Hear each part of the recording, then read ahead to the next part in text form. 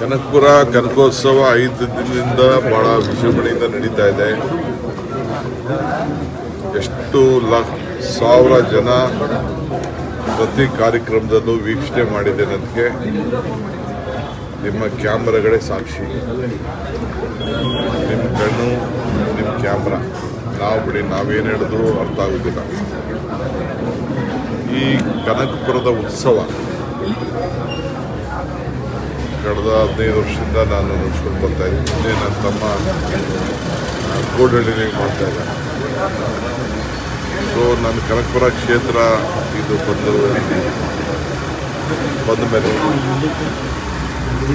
ಕನಕಪುರ ಕ್ಷೇತ್ರ ನನಗೆ ಸೇರಿದ ಮೇಲೆ ಕನಕಪುರದಲ್ಲಿ ಇದನ್ನು ನಾವು ಪ್ರಾರಂಭ ಮಾಡಿದ್ದೇವೆ. ಚಿಕ್ಕ ಮಕ್ಕಳು, ಬಹುಶಃ ಸಾವಿರಾರು ಜನ ಮಕ್ಕಳು ಫ್ಯಾಷನ್ ಶೋನಲ್ಲಿ ಕರ್ಕೊಂಡು ಬಂದು, ಆ ಮಕ್ಕಳು ತಂದೆ ತಾಯಿದಿರು ಕರ್ಕೊಬಂದು ಅವರಿಗೆ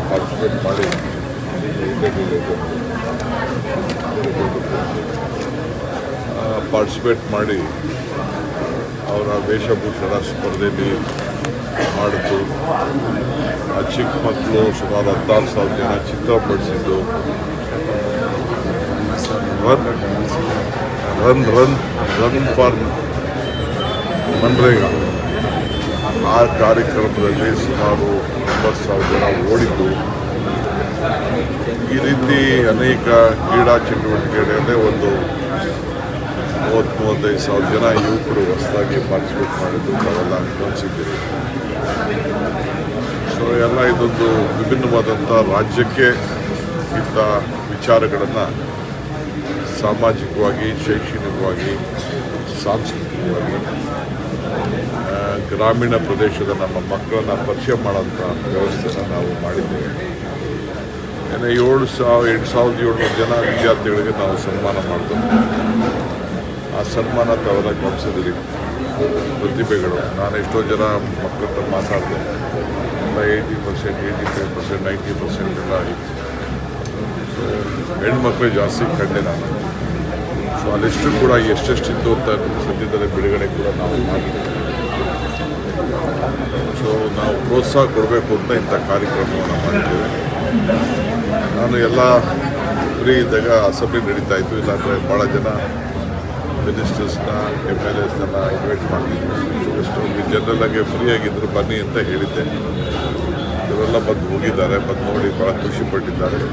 ಒಳ್ಳೊಳ್ಳೆ ಕಾನ್ಸೆಪ್ಟ್ ಮಾಡಿದ್ದೀರಿ ಅಂತ ಸಂತೋಷಪಟ್ಟಿದ್ದಾರೆ. ಸೊ ಇವತ್ತು ಕೂಡ ಫೈನಲ್ ಕಾರ್ಯಕ್ರಮ ಇದೆ. ಈಗ ರಂಗೋಲಿದು ಮತ್ತು ಮೆಹಂದಿ ಕಾರ್ಯಕ್ರಮ, ಕುಸ್ತಿ ಕಾರ್ಯಕ್ರಮ ಎಲ್ಲ ನಡೀತಾ ಇದೆ. ಸರ್, ಒಂದು ಚರ್ಚೆ ಆಗ್ತಿದೆ ಸರ್, ಈ ಒಂದು ಕನಕೋತ್ಸವ ರಾಜ್ಯ ಮಟ್ಟದಲ್ಲ, ಅದು ತಮ್ಮ ಸಹೋದ್ಯೋಗಿಗಳೆಲ್ಲ, ಶಾಸಕಾಂಗ ಪಕ್ಷದ ಸಹೋದ್ಯೋಗಿಗಳೆಲ್ಲ ಬಂದಂಥ ಸಂದರ್ಭದಲ್ಲೂ ಕೂಡ ರಾಜ್ಯ ಮಟ್ಟದಲ್ಲೂ ಕೂಡ ಈ ರೀತಿ ಆದರೆ ಗ್ರಾಮೀಣ ಪ್ರತಿಭೆಗಳು ಹೊರಬರೋಕ್ಕೆ ಸಾಧ್ಯ ಆಗುತ್ತೆ ಅನ್ನೋದು. ಹೌದು, ನನ್ನ ಉದ್ದೇಶನೇ ನಮ್ಮ ಹಳ್ಳಿ ಮಕ್ಕಳ ಪ್ರತಿಭೆ ಈಚೆ ಬರಬೇಕು ಅಂತ. ಈಗ ನೋಡಿ, ರಂಗೋಲಿ ಸ್ಪರ್ಧೆ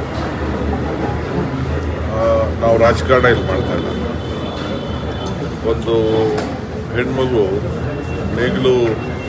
ನೇಗಿಲಲ್ಲ ತೆನೆ ಅಂತ ಮಹಿಳೆ ಚಿತ್ರ ಬರೆದಿತ್ತು. ಚಿತ್ರ ಚೆನ್ನಾಗಿತ್ತು. ನಾವು ಆ ಹೆಣ್ಮಗಳಿಗೂ ಪ್ರೈಸ್ ಸಿಕ್ಕಿದೆ. ನಾವು ಯಾವುದೋ ಈ ಪ್ರೈಸ್ ಕೊಡೋದಕ್ಕೆ ನಾವು ಪಾರ್ಟಿಸಿಪೇಟ್ ಮಾಡಲಿಲ್ಲ. ನಾವು 5 ಗ್ಯಾರಂಟಿ ಮನೆಗೊಂದು ರಂಗೋಲಿ, ಮನೆಗೆ 5 ಗ್ಯಾರಂಟಿ ಮನೆಗೊಂದು ರಂಗೋಲಿ ಅಂತೇಳಿ ಕಾನ್ಸೆಪ್ಟ್ ಕೊಟ್ಟಿದ್ದು. ಮೇಕೆದಾಟು ಕಾನ್ಸೆಪ್ಟ್ ಕೊಟ್ಟಿದ್ದು. ಬೇರೆ ಏನು ಬೇಕಾದ್ರೂ ಬರೀರಿ ಅಂತ ಹೇಳಿದ್ದು. ಸೊ ನಾವು ಇದ್ರಲ್ಲಿ ರಾಜಕಾರಣ ಮಾಡೋದೇನು. ಎಲ್ಲರೂ ಇಲ್ಲಿ ನಮ್ಮ ಮೇಲೆ ಪ್ರೀತಿ ಇಟ್ಕೊಂಡಿದ್ದಾರೆ, ವಿಶ್ವಾಸ ಇಟ್ಕೊಂಡಿದ್ದಾರೆ, ನಂಬಿಕೆ ಇಟ್ಕೊಂಡಿದ್ದಾರೆ. ಸೊ ಆ ದೃಷ್ಟಿನೇ ನಾವು ಕೆಲಸ ಮಾಡ್ಕೊಂಡು ನಾವು ಸರ್, ಈಗ ಸೆಂಟ್ರಲ್ ಬಜೆಟ್ ಕೂಡ ಮಂಡನೆ ಸೆಂಟ್ರಲ್ ಬಜೆಟ್ಟು ನಮ್ಮ ರಾಜ್ಯಕ್ಕೆ ಏನೂ ಅನುಕೂಲ ಆಗಿಲ್ಲ. ನಾನು ಇಷ್ಟೊತ್ತು ಗಮನಿಸ್ತಾ ಇದೆ. ಈಗ ನಾವು ಹೊಸದಾಗಿ ಒಂದು ಯೋಜನೆಗೆ ಮಹಾತ್ಮ ಗಾಂಧಿ ಇದ್ದಾರೆ.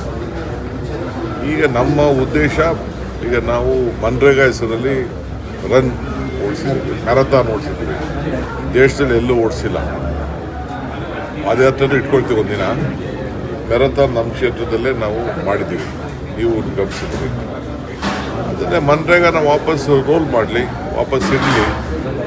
ಹಿಂದೆ ಏನು ಸ್ಕೀಮ್ ಇತ್ತು ಆ ಸ್ಕೀಮ್ ಇಡಲಿ. 60-40 ಯಾವ ಕಾರಣಕ್ಕೂ ನಡೆದಿಲ್ಲ. ನಮ್ಮ ಹಳ್ಳಿಲೆಲ್ಲ ಯಾವ ಸರ್ಕಾರನೂ ಬಂಡವಾಳ ಹಾಕಿ ಹೋಗುದಿಲ್ಲ. ನಾವು ನೋಡ್ತೀವಿ ಅದನ್ನು ಯಾವ ರೀತಿ ಏನು ಮಾಡೋದು ಸಾಧ್ಯ. ಮಟ್ಟಿಗೆರೋ ಒಂದು ಸ್ಕೀಮ್ ಇಟ್ಟಿದ್ದೀವಿ ಅಂತ ಹೇಳ್ತಾ ಇದ್ದಾರೆ. ಸೊ ನಮ್ಮ ರಾಜ್ಯಕ್ಕೆ ಯಾವುದೋ ದೊಡ್ಡ ಪಾಲು ಕೂಡ ಇಲ್ಲಿ ಬಂದಂಗೆ ಇನ್ನು ಅದು ನಡೀತಾ ಇದೆ. ಸರ್, ಸಾಕಷ್ಟು ವಲಯಕ್ಕೆ ಎಐನ ಅಳವಡಿಕೆ ಮಾಡ್ತೀವಿ ಅನ್ನುವಂಥದ್ದು ಘೋಷಣೆ ಮಾಡಿದ್ದಾರೆ ಸರ್. ಇದು ಅನುಕೂಲ ಆಗ್ಬೋದಾ ಸರ್? ಮನ್ರೇಗಾ ಕೂಡ ನಾವು ಆರ್ಟಿಫಿಷಿಯಲ್ ಇಂಟೆಲಿಜೆನ್ಸ್ ಮೇಲ್ಗಡೆಯಿಂದ ನೋಡ್ಬಿಟ್ಟು ಡೆಲ್ಲಿಯಿಂದನೇ ತೀರ್ಮಾನ ಮಾಡ್ತೀವಿ ಯಾವ ಊರಲ್ಲಿ ಕೆಲಸ ಮಾಡೋದು. ಈ ಕೂಲಿ ಸಿಗೋದು ಯಾವಾಗ? ವ್ಯವಸಾಯದ ಕಾಲದಲ್ಲಪ್ಪ. ವ್ಯವಸಾಯದ ಕಾಲದಲ್ಲಿ ಕೂಲಿ ಕೊಡೋಕ್ಕೆ ಏನು ತೊಂದರೆ ಅವ್ರಿಗೆ? ನಾವು ಅವ್ರ ಜಮೀನೆಲ್ಲ ಅವ್ರು ಮಾಡ್ಕೊಳಕ್ಕೆ ಹೇಳ್ತಾ ಇದ್ದಾರೆ. ಈಗ ಕಾಂಟ್ರಾಕ್ಟರ್ ಕೆಳಗಡೆ ನೀವು ಮಾಡಿ ಅಂತ ಹೇಳ್ತಾರೆ. ಕಾಂಟ್ರಾಕ್ಟರ್ ಕೆಳಗೆ ಯಾರು ಮಾಡಕ್ಕೆ ಹೋಗ್ತಾರೆ? ಸೊ ಆರ್ಟಿಫಿಷಿಯಲ್ ಇಂಟೆಲಿಜೆನ್ಸಿಂದ ವ್ಯವಸಾಯಕ್ಕೆ ತಂತ್ರಜ್ಞಾನ ಇದೆ, ನಾನು ಇಲ್ಲ ಅಂತ ನಾನು ಹೇಳೋದಿಲ್ಲ.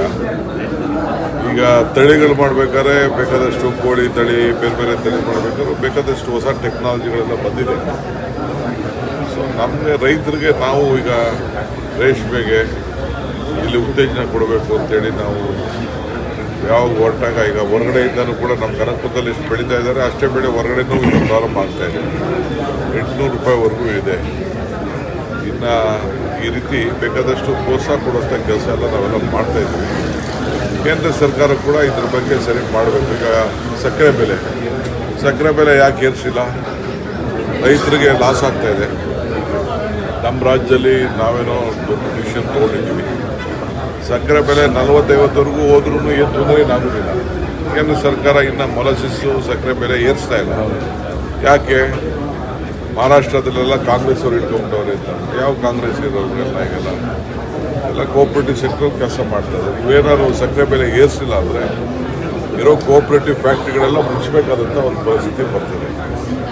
ಹಂಗೆ ನಮ್ಮ ಭಾಗದಲ್ಲಿ ಸುಮಾರು ಒಂದು 5 ಜಿಲ್ಲೆಯಲ್ಲಿ ಶುಗರ್ಗೆ ಬೆಳೀತಾ ಇದೆ.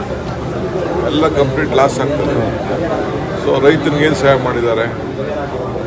8 ವರ್ಷ 9 ವರ್ಷ ಆಯಿತು ಸಕ್ಕರೆ ಬೆಲೆ ಏರಿಸಿ.